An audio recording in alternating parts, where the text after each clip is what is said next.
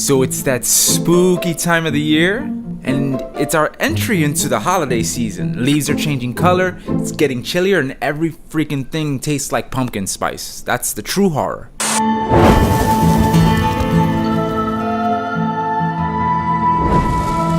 Welcome to Tickle Your Nostalgia. It's a new show where we look back at those things that, well, tickle your nostalgia. You know, all those things that give us the warm and fuzzy feeling.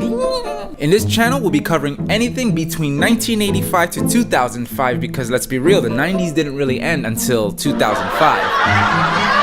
Okay. So if you're into that kind of stuff, be sure to subscribe and click that bell icon so that you're notified. Okay, it's not that funny. By the way, meet Justin, who's helping me edit these videos. Say hi, Justin. Halloween was great as a kid. You got to eat candy, you got to dress up. What kid would hate that? But for Halloween, it was a little bit more than that for me. So without further ado, let's tickle the out of your nostalgia. So let's be frank, the 90s were truly the golden age for young readers. The Goosebumps books were great. I mean, the stories were awesome, but the art, I mean, look at these things, all right? So you have a Night of the Living Dummy. This one's my favorite, which is Welcome to Horrorland. One Day at Horrorland, excuse me. I always call it Welcome to Horrorland because that's what it says here. And lastly, Say Cheese and Die. But before Goosebumps, it was these books right here. This one's another very art-driven book.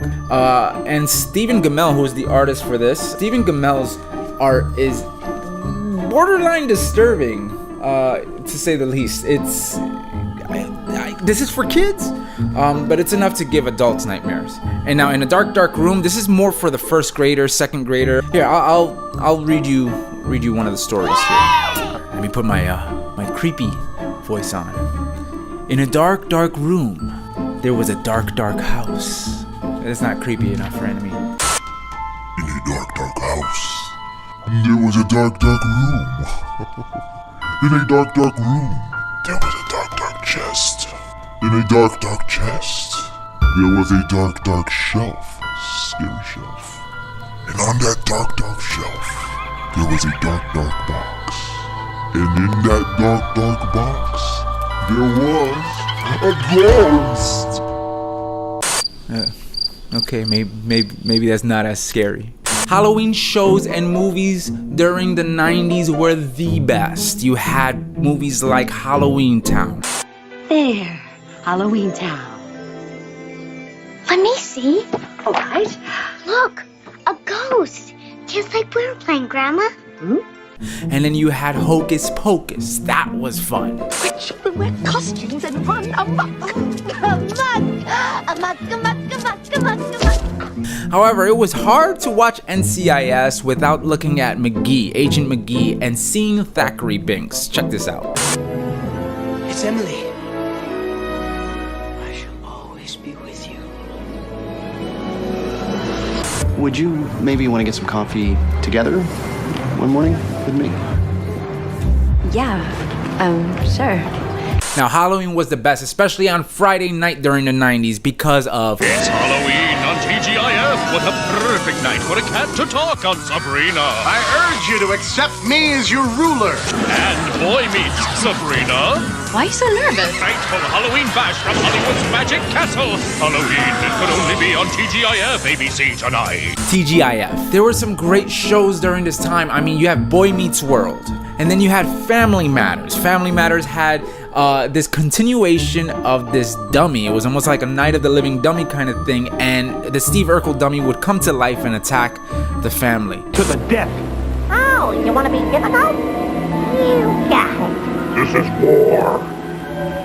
Come on, Steve. Scary. Not to mention shows like Tales of the Crypt, both the actual show and the cartoon.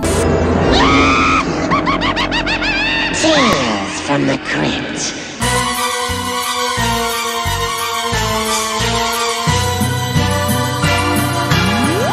Tales from the Cryptkeeper. But we cannot forget the creme de la creme. Are You Afraid of the Dark? Snick. It would happen every Saturday night. Snick brought us the best child Canadian stars, and they would bring us these stories that would just give us nightmares. It was awesome.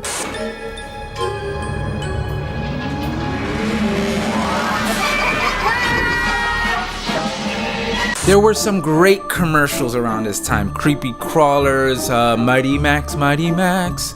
But one of the ones that really stand out to me was McDonald's. One of the Halloween ones that I remember was the chicken nuggets. The chicken nuggets would dress up as like vampires, and they would actually have those toys. Then there was another commercial, I believe the next year, where they would give you buckets.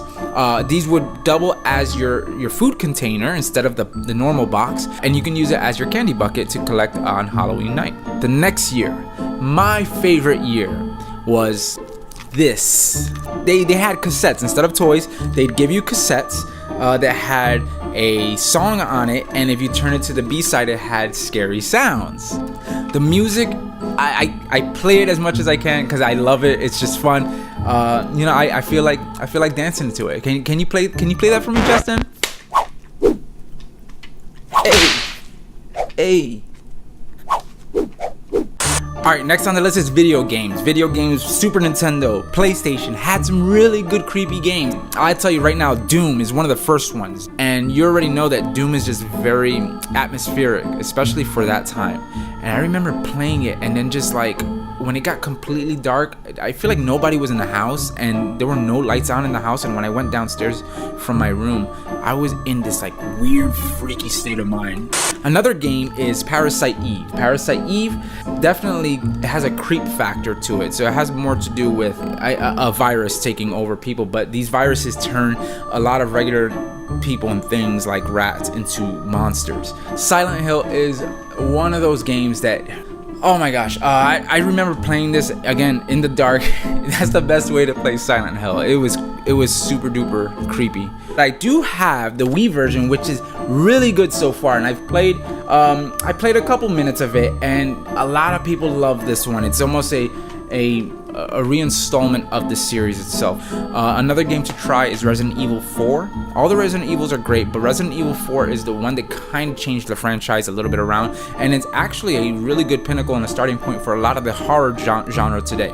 Of course, you have Real Monsters. I have them here. I love this franchise. It's really good. Not so much of a creepy factor, but they're monsters. I mean, why not? Try it out. But again, I always have to end with my favorite: Zombies Ate My Neighbors. So you have werewolves, you have the Chainsaw Massacre guy, you have aliens, you have giant babies. I recommend this one. I will always recommend this one of my favorites. Now, there aren't many toys that are super creepy that really get me, feeling nostalgic. But I remember Chucky. I remember having My Buddy. I don't know if you remember My Buddy. And I would take My Buddy and I would put mean eyes on it, and I would sit in the middle of my room and wait for my brother to wake up from his nap, and he would see the Chucky-like doll just sitting there. So that's one of those creepy dolls. Creepy crawlers. I love creepy crawlers. Never had it, but I just loved the creepy crawlers. I mean, it was definitely one of those things that I really wish I had. This guy has to be one of the creepiest things I have ever seen in my childhood. Is it dead? Oh. Hey. Wake up, bro. Alright.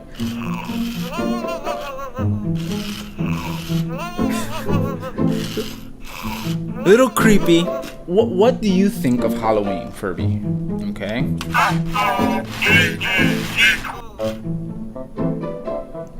Okay. Let me take out the batteries real quick. It's freaking me out a little bit. Alright, so I'm gonna come back. Aw, I wonder if I broke it. That would suck.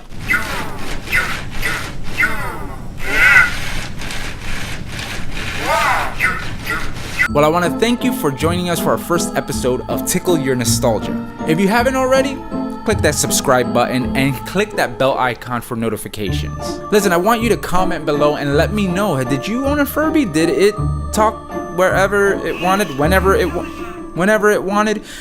Did you take out batteries and it kept talking? I think I'm going to throw this one out. Until next time, I'll talk to you later. Peace. Good night.